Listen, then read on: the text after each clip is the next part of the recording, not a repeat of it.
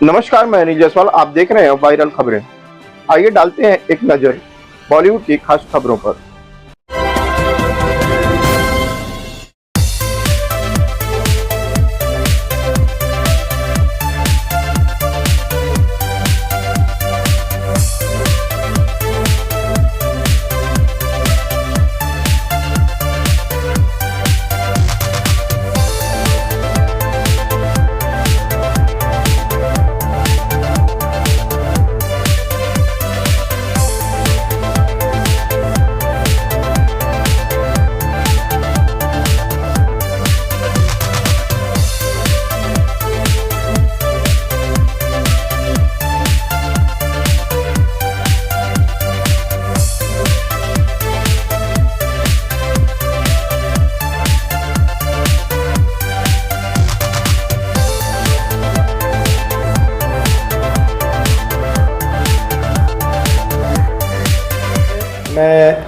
ये एक नया गाना आ रहा है और ये गाना एक सूफ़ी गाना है जिसमें हमने इसका नाम रखा है मेरे बुलेट बाबा मेरी ज़िंदगी।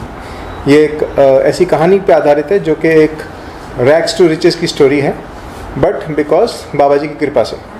तो बुलेट बाबा हैं, बहुत फेमस हैं राजस्थान में और बहुत सारे किस्से हैं इनके बारे में, लेकिन इन पे कोई अच्छा गाना या एक बढ़िया इनकी प्रेजेंटेशन अभी तक नहीं हुई है।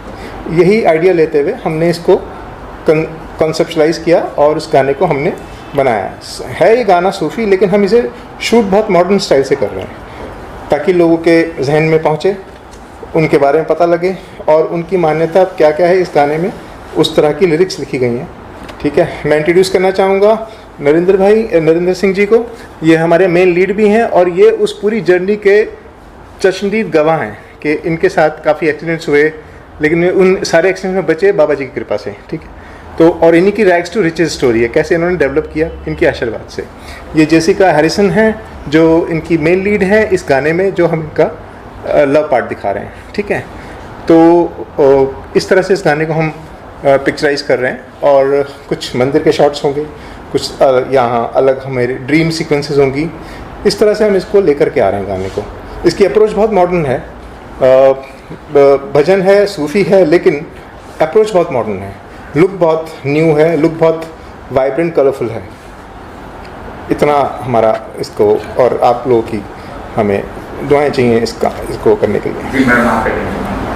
हाँ जी, मैंने बहुत सुना है बुलेट बाबा के बारे में। आई बिलीव कि ऐसी चीज़ें होती है, मिरेकल्स हैपन्स। एंड जैसे कि इन्होंने भी अपनी कहानी के बारे में बताया, तो I literally had goosebumps. तो मैं बहुत इंटरेस्टेड हूँ इस प्रोजेक्ट को जुड़ने, मतलब इस प्रोजेक्ट से ज्वाइन होने के लिए। एंड और हम लोग इनफैक्ट वहाँ पे जो टेम्पल है वहाँ पे भी जाके शूट करने वाले हैं। जी सर, सबने सुना होगा, बट मेरा अपना खुद का मानना है, ये मेरे साथ बीता हुआ है। मेरे 5 मेजर एक्सीडेंट्स ऐसे हुए हैं जिनमें मुझे खरोंच भी नहीं हुई, बट गाड़ी पूरी टोटली लॉस चली गई।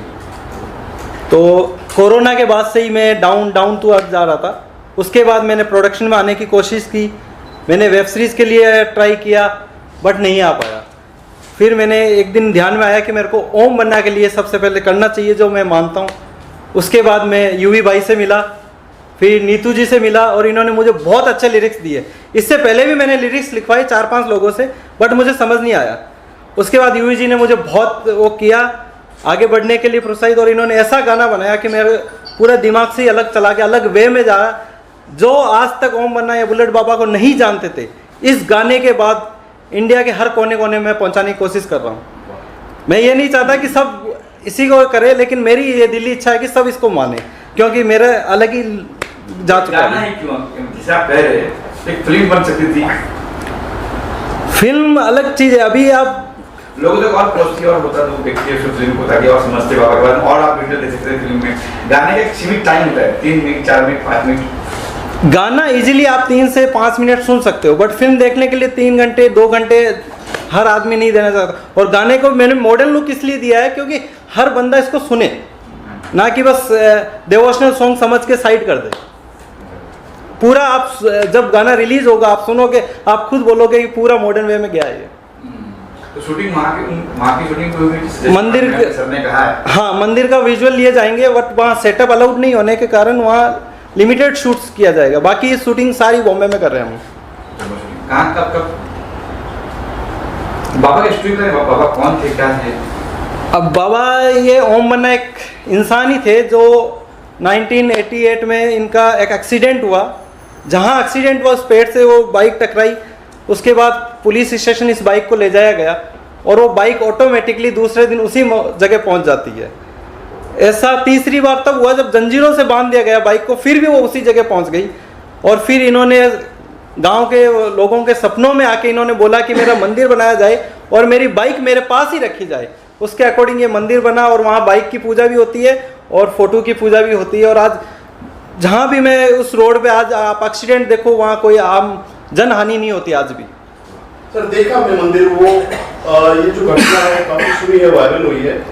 तो ये जो मंदिर है ये इसके मतलब जिसका एक्सीडेंट हुआ उनके आज भी लोग हैं, उनकी फैमिली के लोग हैं। उनके बेटे हैं प्रकर्म जी, जिन्होंने हमें मंदिर के लिए शूटिंग की वो दे दी है, परमिशन भी। उनकी माताजी का देहांत अभी कोरोना काल में ही हुआ है। और भी उनके फैमिली है, चोटीला गांव में उनका पूरा परिवार है, वही आज मंदिर की देखभाल कर रहा है। और मैंने तो बाबा जी को खुद को एक बार देखा एक्सीडेंट होते हुए, जिन्होंने जैसे मुझे बचाया उस गाड़ी से। वहाँ के लोग कितना मानते हैं इस बुलेट की अगर बात करें? हमने भी सुना है बुलेट अपने आप आपको पुलिस स्टेशन से जंजीरें तोड़ के देखा किसी ने नहीं है, बट बुलेट वहां से चल के अपने आप पहुंच जाती है, वो सुबह वहीं मिलती है। जब आप खाना बना रहे तो उनके परिवार वालों से कोई बात हुई है, परमिशन लिया? हाँ बिल्कुल लिया है, उनके बेटे से हमने परमिशन लिया मंदिर पे। और अभी हम जाएंगे तो और भी उनसे डिस्कस करेंगे। जैसे कि आपने कहा कि शूटिंग की परमिशन नहीं दे रहे वहाँ पे, क्यों? सेटअप की, बड़े सेटअप की नहीं दे रहे क्योंकि वहाँ पे भीड़ होती है, उसको डिस्टर्ब नहीं किया रोड जाता। के बीच में है, ये मेन हाईवे पे है। हाईवे पे है। तो हम नॉर्मल पब्लिक को बिल्कुल डिस्टर्ब नहीं कर रहे। बेसिकली उनकी श्रद्धा पे बिल्कुल वो नहीं है, बिल्कुल नॉन डिस्टर्बिंग तरीके से उसको शूट करेंगे, उन टाइमिंग्स पे शूट करेंगे जहाँ पे गवर्नमेंट से जस्ट क्या हेल्प मिल रही है इसकी आपको? जयपुर गवर्नमेंट से कुछ नहीं, अभी तक हमारी इसके लिए डिस्कस कुछ भी नहीं हुआ। तो कब शूटिंग में जा रहे हैं, कब क्या प्लान है आगे? ये 30 तारीख को हमारा कल्याण में शूट है, उसके बाद 8 तारीख को हमारा जोधपुर में शूट रहेगा, जो मेन मंदिर है वहाँ पे। तो ये जो गाना है किसने लिखा है, कौन सिंगर है उनका? लिरिक्स हमारे नीतू पांडे क्रांति जी लिखे हैं और सिंगर यूवी भाई। तो कितना आप लोगों ने हस्तक्षेप किए लिखने के वक्त कि भाई ये नहीं चाहिए, ये चाहिए, ऐसा नहीं, ऐसा चाहिए?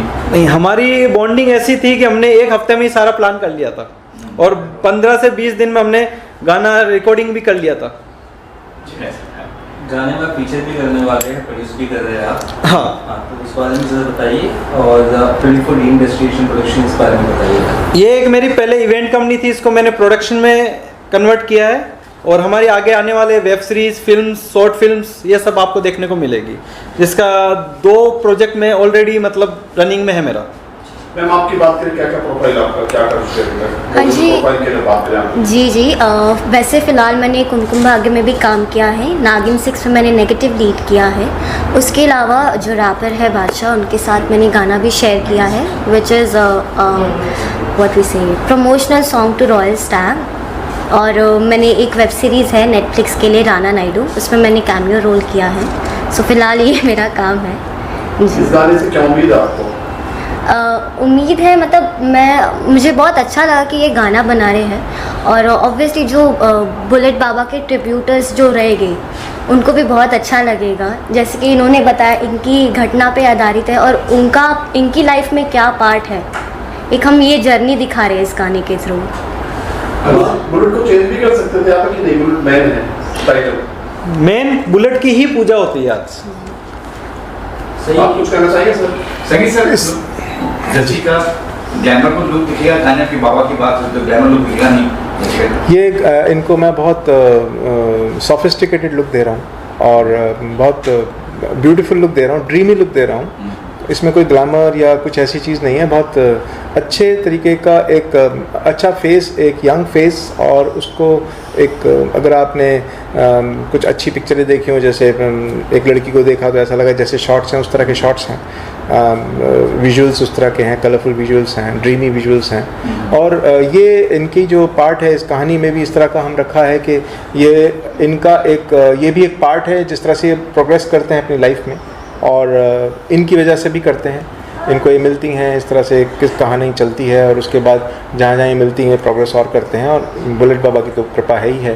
तो इस तरीके से, और एक इनको एक नॉर्मल विलेज मैन से मॉडर्न मैन बनाती हैं, ये एक थोड़ी जर्नी है। तो आई थिंक ये एक शाही परिवार की कहानी है, जो वो तो कुछ वहाँ से ताल्लुक रखते थे ना शासन से, जयपुर या जोधपुर से, जो बुलेट बाबा बताते हैं। नहीं, ये आम आदमी के परिवार की आम आदमी है। हाँ, सर एक ही उस टाइम के वैसे थोड़े मिडिल क्लास से समझ सकते हैं हम। वो किसी रॉयल फैमिली से थे? नहीं, ऐसा मैं सर आप ये जो गाना बना रहे हैं इसके बाद और भी गाने अगर आप बनाएंगे इस बारे में, या फिर यही एक गाना रहेगा? नहीं, इसका हम भाग 2 भी लेके आएंगे ओम बन्ना का।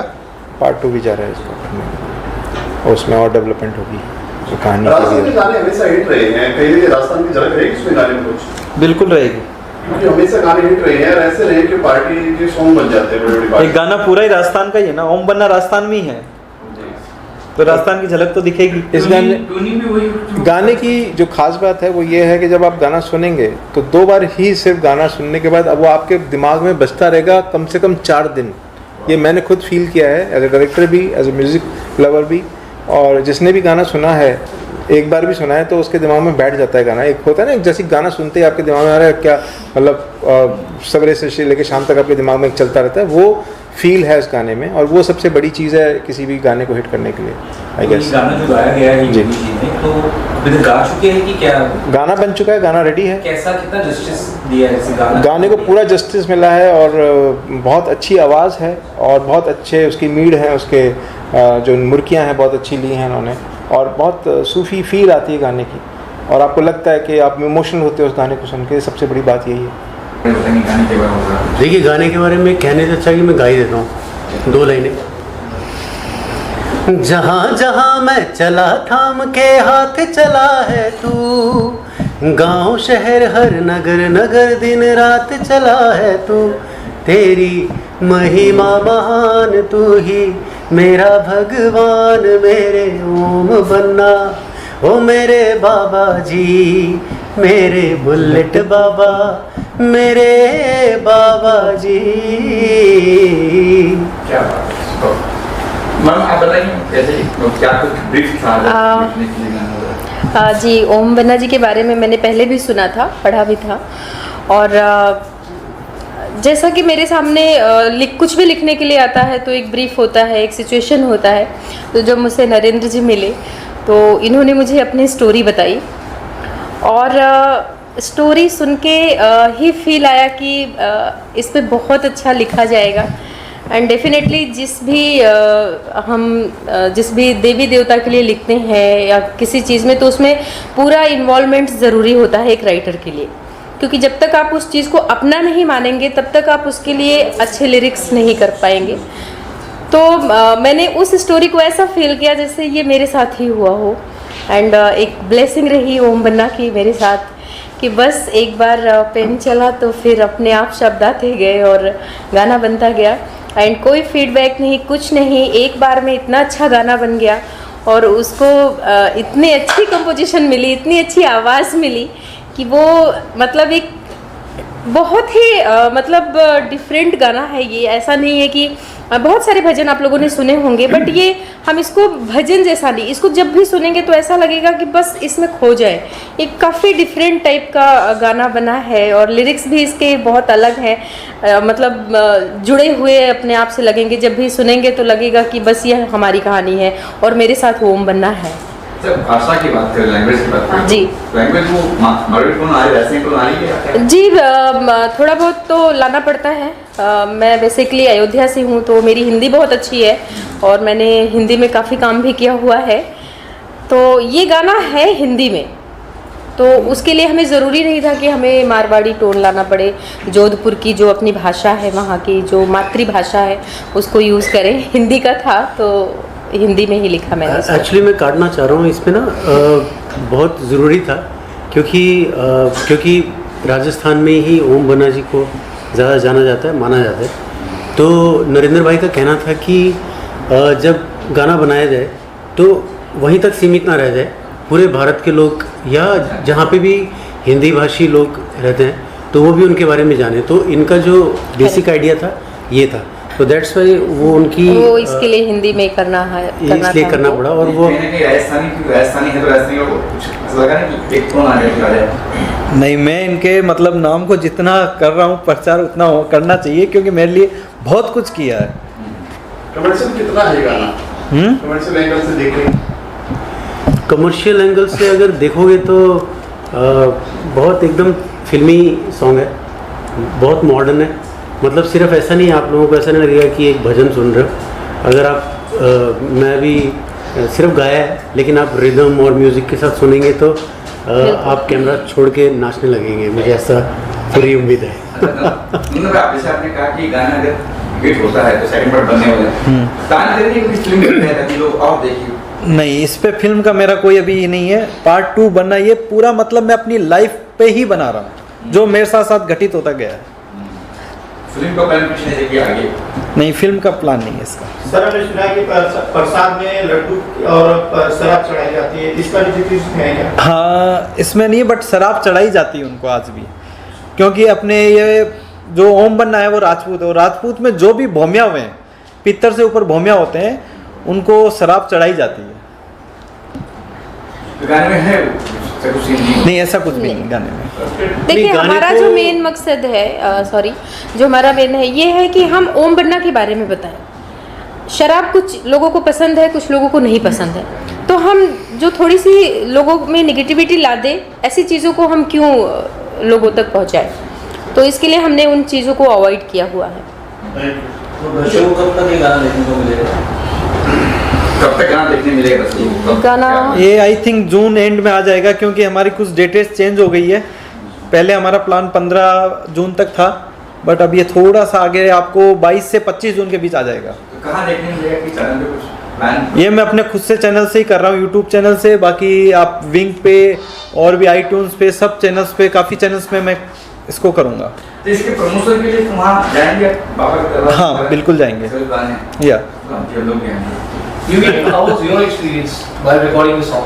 देखिए, वैसे मैं बहुत सारे गाने गाता हूँ, बहुत सारी फिल्म्स में गा चुका हूँ, गाता ही रहता हूँ। लेकिन जैसे कि आप कह सकते हैं कि जैसे इन लोगों को बहुत अच्छा एक स्पिरिचुअल एक्सपीरियंस मिला, तो मेरे लिए भी एक नया था, क्योंकि जब मैंने नहीं सुना था बुलेट बाबा के बारे में, लेकिन जब वो गाना लिरिक्स मेरे सामने आए, पहले लिरिक्स लिखे गए थे, उसके बाद म्यूज़िक बनाए, तो मुझे ना सिर्फ 2, 3, 4 मिनट लगे थे उसको ट्यून करते हुए, और मुझे नहीं पता था कि वो अच्छा बना है, बुरा बना है, कैसा है, लेकिन मैंने सुनाया और अच्छा लगा। और जब म्यूज़िक हो गया तैयार तो और भी अच्छा लगा। और एक ना इसमें शुरू में एक पार्ट है, मैं अभी गाऊंगा नहीं, लेकिन एक पार्ट है जो मैंने सोचा था कि किसी बहुत ऊंची आवाज़ वाले से गवाऊंगा वो पार्ट, तो वो जिससे मैं गवाने वाला था तो वो पहले ही चला गया है, मतलब he was not in Bombay. तो मुझे लगा कि चलो मैं ही देख लेता हूँ, तो वो इतने प्यार से हो गया। वो मेरा स्केल नहीं है वो गाने का, लेकिन फिर भी वो मैं एक नोट ऊपर था, फिर भी वो चला गया, अच्छा से गा पाया। और एक ना बड़ा स्पिरिचुअल एक्सपीरियंस था मुझे, मतलब मुझे ऐसा लगा कि गाने तो हम गाते ही रहते हैं, कभी कभी गाते गाते एक स्पिरिचुअल एक्सपीरियंस होता है। और बुलेट बाबा की कृपा और इनके ऊपर इतनी हुई है, तो मुझे लगा मेरे ऊपर भी हो ही जाएगी। ये संगीत भी आपने दिया है गाने का? हाँ, मैंने ढोल कैसे बजेंगे सर बहुत है, ढोल है, ढोलक है, तबला है, बेंजो है, गिटार है, इतना, मतलब it's a very big song. आप सुनोगे तो आप आओगे मेरे ख्याल से हमारी इसमें आने वाले हो ना आप शूट पे, तो शूट पे आप सुनोगे तो 100% आप डांस कर रहे होगे। Your last question is like under this production 24 Dream Destination, how क्या प्रोजेक्ट्स हैं अभी फ़िलहाल हमारी वेब सीरीज़ है आगे, और फिर शॉर्ट मूवीज़ रहेगी, फिर आगे अगर अच्छा हमारा रहा तो फिर बड़ी फिल्म्स भी लाएंगे हम। किस विषय पर रहेगी शॉर्ट फिल्म या ऐसा फिल्म में, किस विषय पर? अभी मैं कहना नहीं चाहूँगा, बट मेरे कंटेंट डिफरेंट रहेंगे, जो मतलब फैमिली भी देख सके। कुछ भी बोल्ड में रखना नहीं चाहूँगा इसमें।